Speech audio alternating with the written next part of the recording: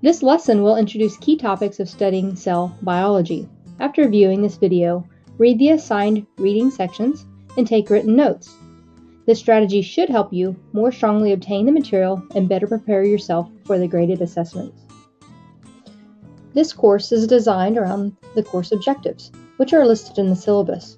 At the end of this lesson, you should be able to discuss the major tenets of the cell theory, list the fundamental properties of all cells, discuss the major differences between prokaryotic and eukaryotic cells, and discuss the properties that distinguish between a virus and a bacterium. While many scientists studied a variety of plants and animals, the work of Schleiden and Schwann led to the proposal of the cell theory. They proposed the first two tenets. 1. All organisms are comprised of one or more cells, and 2. The cell is the basic unit of structure for all organisms. In 1855, Rudolf Virchow modified the cell theory with the statement that every cell arises from another cell. In addition to cytology, or the microscopic study of cells, two other important fields are necessary for our understanding of cell biology. These include biochemistry and genetics. There are some basic properties common to all cell types.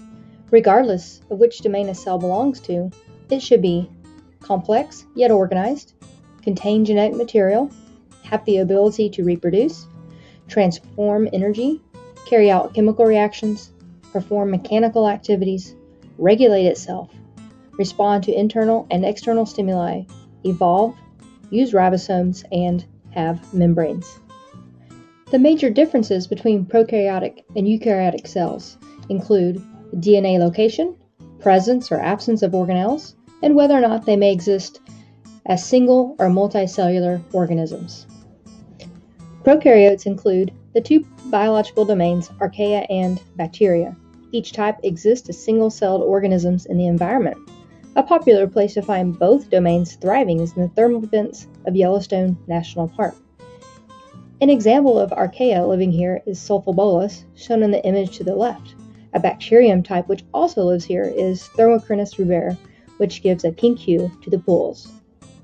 Common prokaryotic cell or organism structures include an outer capsule around the plasma membrane, a cell wall, and flagella. Within the cell is a cytoplasm where a variety of molecules are suspended, including the DNA within the nucleoid region, ribosomes, enzymes, and nutrients. Eukaryotes, on the other hand, may exist as single or multicellular organisms. Common single-celled eukaryotes are found within the Protista kingdom. Plants are types of eukaryotes and have some unique features about them.